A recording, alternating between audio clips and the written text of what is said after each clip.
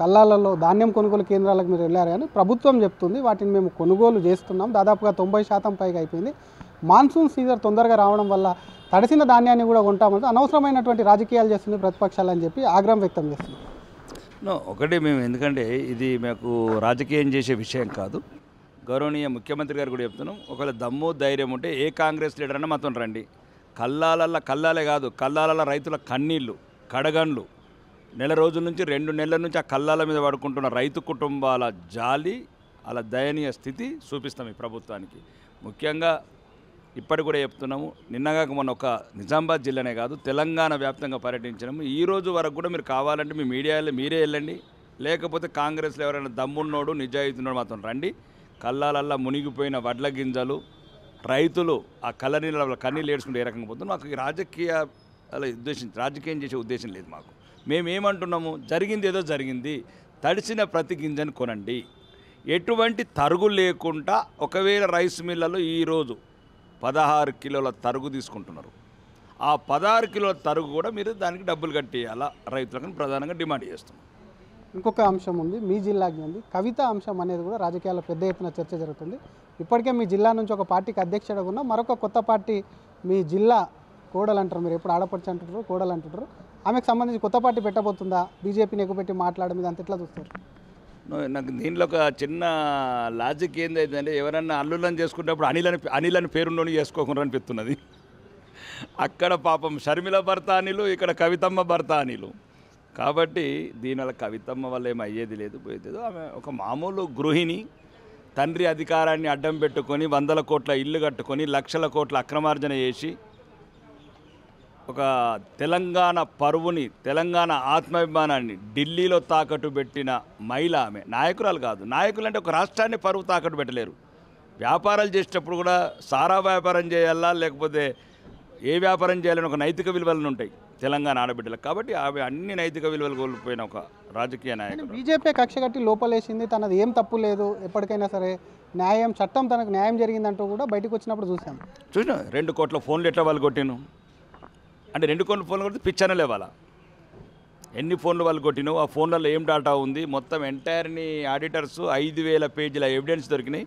5,000 పేజీల ఎవిడెన్స్ దొరుకుతున్నాయి, 5 నెలలు ఉన్నావు, ఇంకా 50,000 పేజీలు దొరుకుతున్నాయి. జాగ్రత్త, ఉన్నది బెయిల్ మీదనే.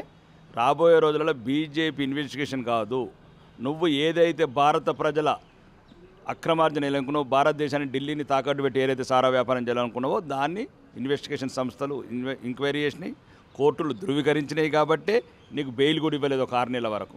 కాబట్టి ఇవన్నీ మాటలు చెల్లని మాటలు.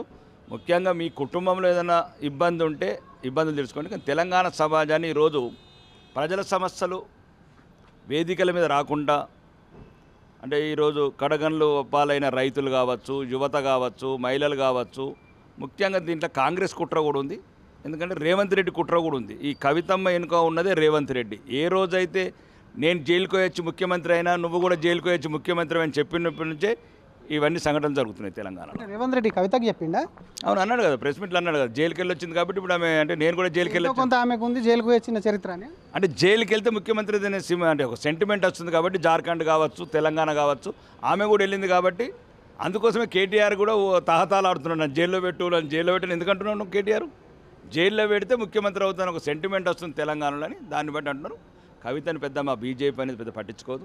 ఇది దేశం గురించి, ధర్మం గురించి, న్యాయం గురించి, వికసిత భారత్, సురక్షిత భారత్ గురించి భారతీయ జనతా పార్టీ ఉంటుంది. ఇట్లాంటి వ్యక్తుల గురించి ఆలోచించడంత మీరు పట్టించుకొని అంటారు కానీ మిమ్మల్ని కవిత ప్రత్యేకంగా పట్టించుకుంటుంది. మొన్న జరిగినటువంటి ప్లీనరీలో బీజేపీని ఏమనలేదు, కేసీఆర్ బీజేపీకి దగ్గర అయింది, కలిసిపోయారు అనే విధంగా కూడా ఆమె స్టేట్మెంట్ ఉంది.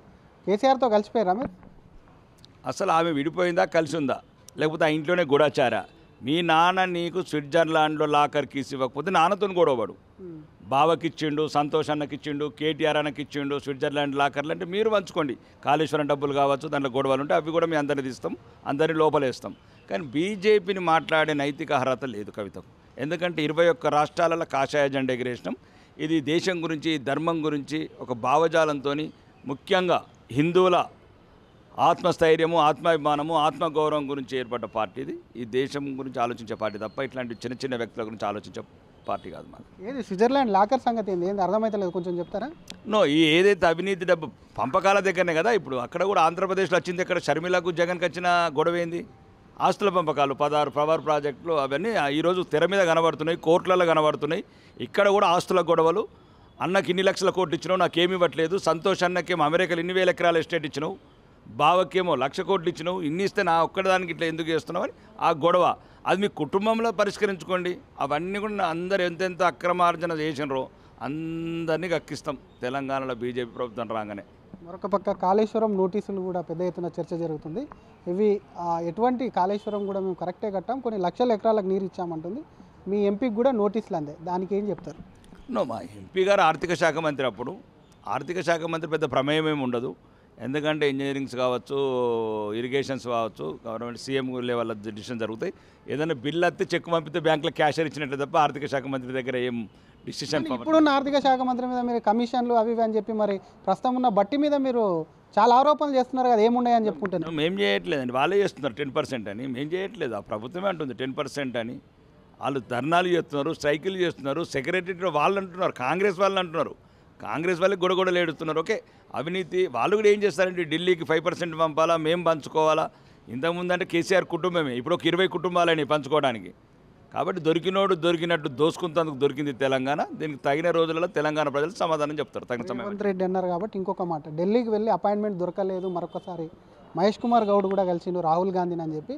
అధిష్టానం కలవలేదు, అక్కడ మల్లికార్జున ఖర్గే కలవలేడు, ఇక్కడ రాహుల్ గాంధీ ఉన్నప్పటికీ కలవలేడు అనేది ఒకవైపు చర్చ జరుగుతుంది. దాని మీద ఏమంటారు? గతంలో మీరు కూడా రేవంత్ రెడ్డికి థ్రెట్ ఉందని మాట్లాడారు. నిజంగా కూడా అది త్వరలోనే కూలిపోయే ప్రభుత్వం. రేవంత్ రెడ్డిని మాత్రం వాళ్ళు ఉంచరు. మేము కాదు, ఇంటి దొంగలు పానగండం అన్నట్లు ఆ ఇంట్లోనే సుమారు 10 గ్రూపులు ఉన్నాయి. ఆ 10 మంది 10 వర్గాలు చేశారు. నిన్న కూడా ఏదో ఇయ్యాలని ఏదో చెప్పారు, అది మీనాక్షి నటరాజన్ గారు పిలిచి కోపంకి వచ్చారని 10 గ్రూపులుగా ఏర్పడ్డారు. కాబట్టి అది త్వరలోనే లక్షణాలు కనబడుతున్నాయి. కాబట్టి అది ఇంటర్నల్ మ్యాటర్ మాకు సంబంధం లేదు. మేము మాత్రం 3.5 సంవత్సరాలు తెలంగాణ ప్రజల తరపున పోరాడతాం.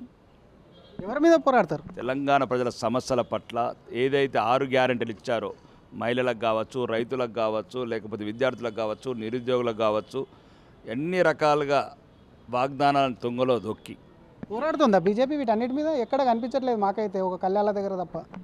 కల్లాల దగ్గర కలుగుతున్నాము, కన్నీళ్లు దూడుస్తున్నాము, మూసీ బాధ్యత తరపున ఉన్నాము, లడ్చర్ల బాధ్యత తరపున ఉన్నాము, హైదరాబాద్ తరపు నుంచి ఉన్నాము, రైతుల తరపు నుంచి ఉన్నాము, మహిళల పట్ల ఉన్నాము, అన్ని చోట్ల నిరుద్యోగుల పట్ల అశోక్ నగర్లో లాఠీ దెబ్బలు తింటున్నాము. కాబట్టి మా ప్రజల గురించి, తెలంగాణ ప్రజల గురించి కావాల్సింది ఒకటేనండి. ఇంకా గతంలో 10 సంవత్సరాలు ఒక అహంకారం అవినీతి ప్రభుత్వం, ఇప్పుడు అవినీతిలో కూరుకుపోయిన ఒక ఢిల్లీ సుల్తాన్ దగ్గర బానిసల ప్రభుత్వం. ఈ తెలంగాణ ప్రజలు నిర్ణయానికి వచ్చారు. ఇంకా ఏదైనా సరే మా దిక్కు, మా వేగు చుక్క రాబోయే రోజులలో భారతీయ జనతా పార్టీ. రెండోది డబుల్ ఇంజన్ సర్కారు ఉంటేనే ఎట్లయితే ఆంధ్రప్రదేశ్ ఎట్లయితే అభివృద్ధిలో పరుగులిడుతుందో ఆ రకంగా తెలంగాణ పరుగులిడుతుందనే 8 మంది ఎంపీ సీట్లను ఇచ్చారు, మొన్న 2 ఎమ్మెల్సీలు ఇచ్చారు. ఇంకా రాబోయే రోజులలో final over finish it. Delhi సుల్తాన్లు అంటున్నారు, మీ అధిష్టానం కూడా ఢిల్లీలోనే ఉంది మరి? నో, మాది అధిష్టానం కాదండి, కుటుంబ పార్టీ కాదు మాది.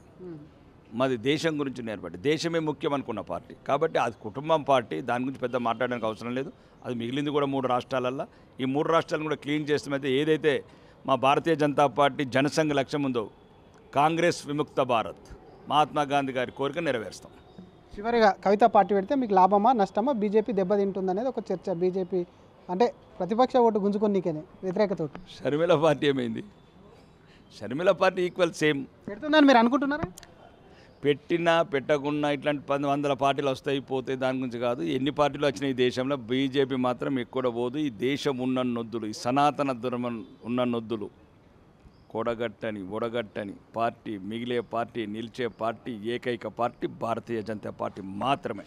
Thank you. ఇది ఒకవైపు బీజేపీకి సంబంధించి మాత్రం బీజేపీ కవిత పార్టీ పెట్టినా పెట్టకపోయినప్పటికీ కూడా ఏ విధమైనటువంటి ఇబ్బంది అనేది ఉండదు. కవిత పార్టీ పెట్టి కూడా చేసేది ఏం లేదు. గతంలో షర్మిల పెట్టినటువంటి పార్టీ ఏమైంది, ఆ పార్టీ ఎక్కడ కలిసిపోయిందని చెప్తున్నప్పటికీ ఆ మరొక పక్క కూడా ఒకవైపు కల్లాల్లో ఉన్నటువంటి వడ్ల ధాన్య కొనుగోలు చేయాలి, ఇంకెక్కడ అసలు వడగండ్లలో కూడా ఒకవైపు కన్నీళ్లు రాలుతున్నాయని చెప్తున్నటువంటి ఆ పరిస్థితి ఉంది. మరొక పక్క దీనికి సంబంధించి కూడా కవితనే కాదు, ఇంకెవరు వచ్చినా బీజేపీని అడ్డుకోలేరు. రానున్నటువంటి రోజుల్లో రేవంత్ రెడ్డి సీఎం కూడా ఒకవైపు పదవికి ఎసరపడేటువంటి అవకాశం ఉంది. కాబట్టి అవి లక్షణాలు స్పష్టంగా కనిపిస్తున్నాయని చెప్పి కూడా ఎమ్మెల్యే పైడి రాకేష్ రెడ్డి జోస్యం చెప్తున్నారు.